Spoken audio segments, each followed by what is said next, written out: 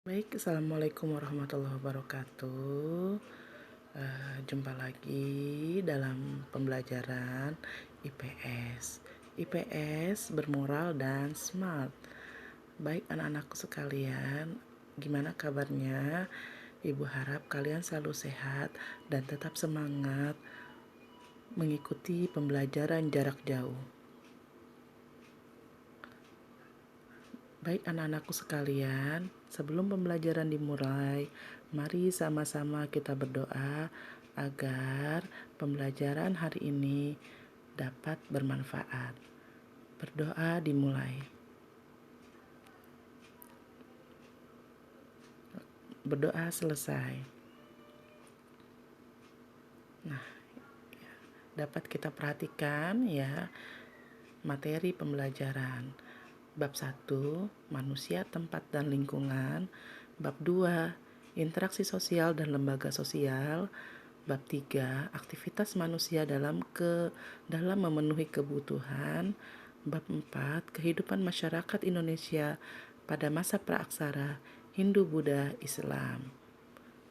Nah, untuk semester ganjil yang kita bahas adalah bab 1 dan bab 2, sedangkan di semester genap kita bahas bab 3 dan bab 4. Bab 1, manusia, tempat, dan lingkungan. Pengertian ruang dan interaksi antar ruang. Nah, dapat kalian perhatikan, apa itu ruang? Ruang adalah tempat di permukaan bumi, baik secara keseluruhan maupun hanya sebagian yang digunakan oleh makhluk hidup untuk tinggal. Nah, setiap ruang memiliki ciri atau karakteristik yang berbeda-beda. Contoh misalkan, ruang atau tempat tinggal ada yang dataran rendah, ada dataran tinggi, pegunungan, dan juga ada laut. Itu merupakan ruang dan memiliki ciri atau karakteristik yang berbeda-beda. Nah, setiap ruang memiliki ketergantungan ya antara ruang satu dan ruang lainnya yang biasa dikenal interaksi antar ruang. Mengapa terjadi interaksi antar ruang? Nah, kita lihat satu ya karena saling melengkapi atau complementarity. Misalnya, wilayah A merupakan penghasil sayuran, wilayah B merupakan penghasil ikan. Wilayah A membutuhkan ikan, sedangkan wilayah B membutuhkan sayuran. Jika masing-masing memiliki kelebihan hasil pertanian atau hasil ikan atau sayuran, maka wilayah A melakukan interaksi dengan wilayah B. Bagaimana interaksinya? Yaitu berupa aktivitas perdagangan atau jual beli. Yang kedua, kesempatan antara atau yang disebut dengan intervening opportunity. Misalnya, wilayah A biasanya membeli ikan ke wilayah B, namun kemudian diketahui nih ada wilayah C yang juga penghasil ikan. Karena wilayah C jaraknya lebih dekat dan ongkos transportasinya lebih murah, para pembeli ikan dari wilayah A akan beralih membeli ke wilayah C. Akibatnya, interaksi antara wilayah A dengan B melemah. Lalu yang ketiga, keadaan dapat diserahkan atau dipindahkan. Transferability. Contoh, seseorang akan menjual sayuran dari wilayah A ke wilayah B. Namun, jalan menuju wilayah B mengalami kerusakan, sehingga tidak bisa dilalui. Akibatnya, orang tersebut tidak jadi menjual sayuran ke wilayah B.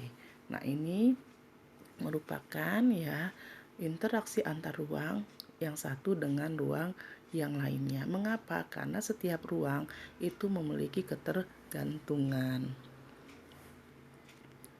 Letak dan luas Indonesia. Secara astronomi, Indonesia itu terletak 95 derajat bujur timur sampai 141 derajat bujur timur dan 6 derajat lintang utara sampai 11 derajat lintang selatan. Karena letaknya tersebut, Indonesia termasuk ke dalam wilayah tropis. Wilayah tropis dibatasi oleh lintang 23,5 derajat lintang utara dan 23,5 derajat lintang selatan. Nah, dari wilayah tersebut maka dapat disimpulkan wilayah Indonesia hampir kebanyakan adalah merupakan wilayah tropis. Nah, bagaimana secara geografis? Indonesia itu berada di antara dua benua, yaitu benua Asia yang terletak di sebelah utara Indonesia dan benua Australia yang terletak di sebelah selatan Indonesia. Selain itu, Indonesia berada di antara dua samudra, yaitu Samudra Pasifik di sebelah timur Indonesia dan Samudra Hindia di sebelah barat Indonesia. Nah, inilah letak dan wilayah Indonesia kita lihat dari astronomis dan geografis. Nah, bagaimana potensi sumber daya alam Indonesia? Nah, potensi sumber daya alam Indonesia terdiri atas potensi sumber daya hutan dan potensi sumber daya tambang. Kita lihat potensi sumber daya hutan.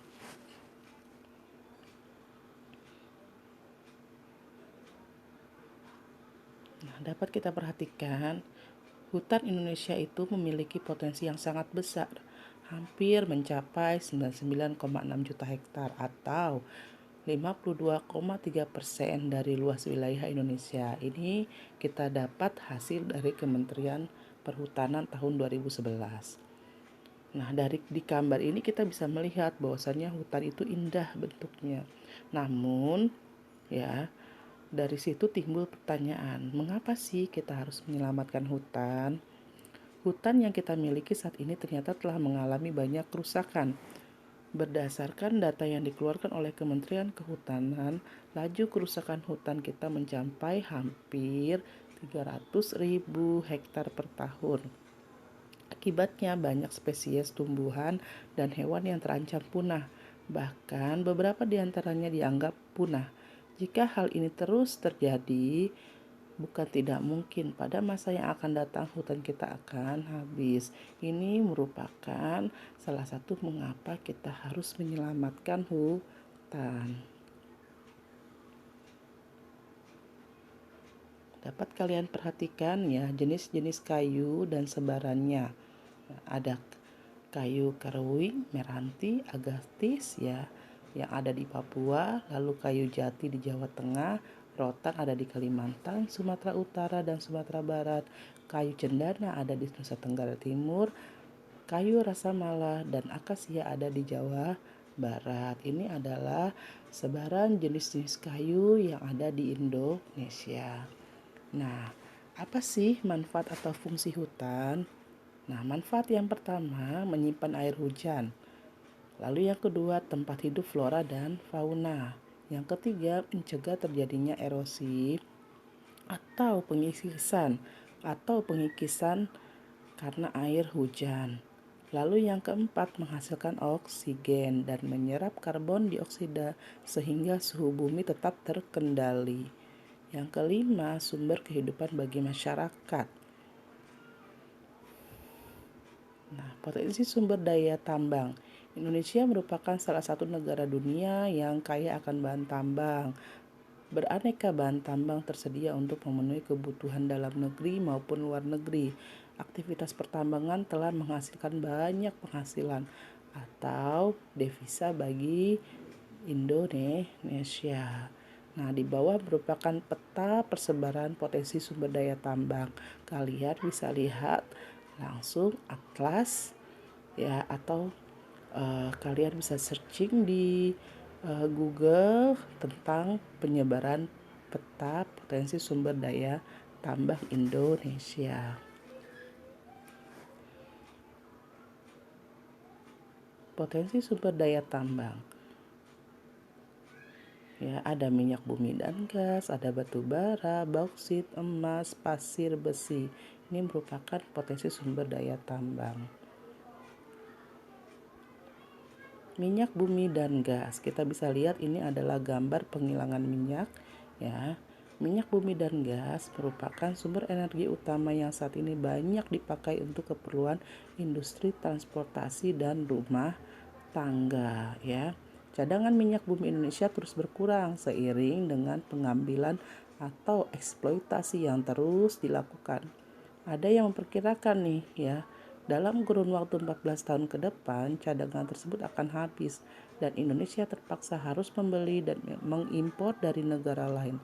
Hal itu tidak akan terjadi dengan cepat jika ditemukan cadangan baru yang diperkirakan masih besar.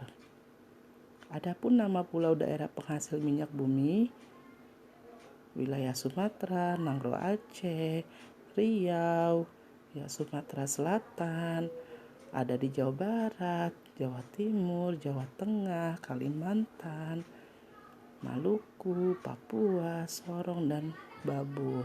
Ya hampir potensi minyak dan gas tersebar di setiap wilayah Indonesia. Batu bara. Ini adalah gambar batu bara. Apa itu batu bara? Batu bara adalah batuan sedimen yang terbentuk dari sisa tumbuhan yang telah mati dan mengendap selama jutaan tahun yang lalu. Unsur-unsur yang menyusun ya, yang terutama adalah karbon, hidrogen, dan oksigen. Batu bara dapat digunakan sebagai sumber energi untuk berbagai keperluan energi yang dihasilkan. Batu bara dapat digunakan untuk pembangkit listrik, keperluan rumah tangga, pembakaran pada industri batu bara, batu bata, genteng, semen, batu kapur, biji besi, baja, industri kimia, dan lain-lain. Ternyata batu bara itu bermanfaat baik untuk keperluan rumah tangga ataupun perusahaan industri. Cadangan batu bara Indonesia hanya 0,5% dari cadangan dunia. Namun, dilihat dari produksinya merupakan yang ke-6 terbesar di dunia dengan jumlah produksi mencapai 246 juta ton. Adapun penyebaran ya wilayah pertambangan batu bara yaitu ada di Pulau Kalimantan, tepatnya Kalimantan Timur, Lembah Sungai Berau dan Samarinda, Sumatera Barat, Ombilin dan Sawah Lunto, dan terakhir Sumatera Selatan, yaitu tepatnya di Bukit Asam dan Tanjung Enim.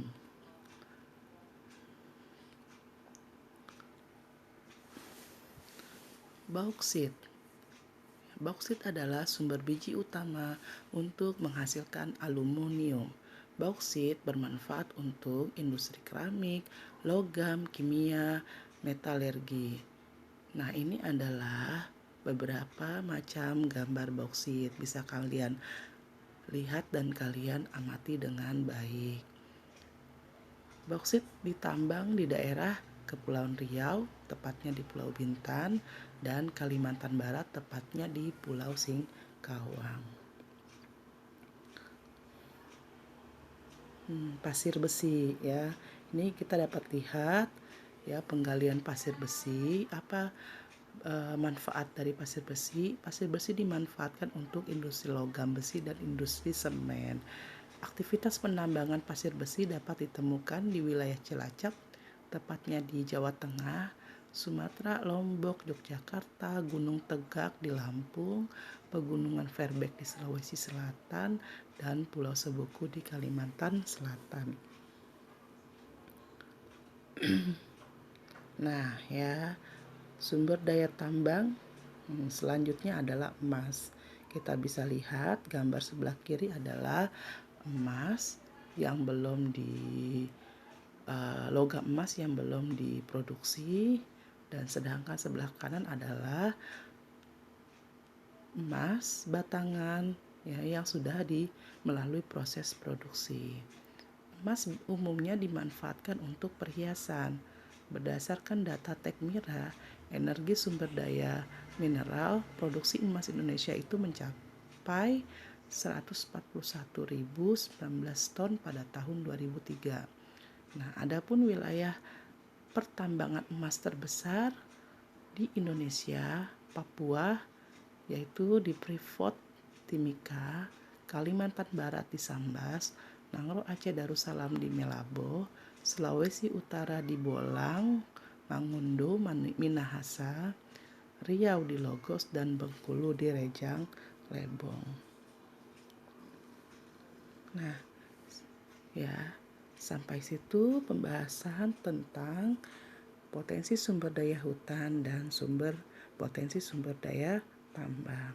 Ibu harap kalian dapat memahami dan paham dan mengerti tentang pembahasan pada hari ini. Baiklah anak-anak, ya, untuk lebih paham lagi pembelajaran atau materi hari ini, kalian bisa melakukan literasi langsung pada buku mata pelajaran IPS penerbit Grafindo bab 1 tentang pengertian ruang dan interaksi antar ruang, letak dan luas Indonesia serta potensi sumber daya alam. Demikian penjelasan pada kali ini. Pesan ibu, tetap jaga kesehatan dan selalu semangat melakukan pembelajaran jarak jauh. Wassalamualaikum warahmatullahi wabarakatuh.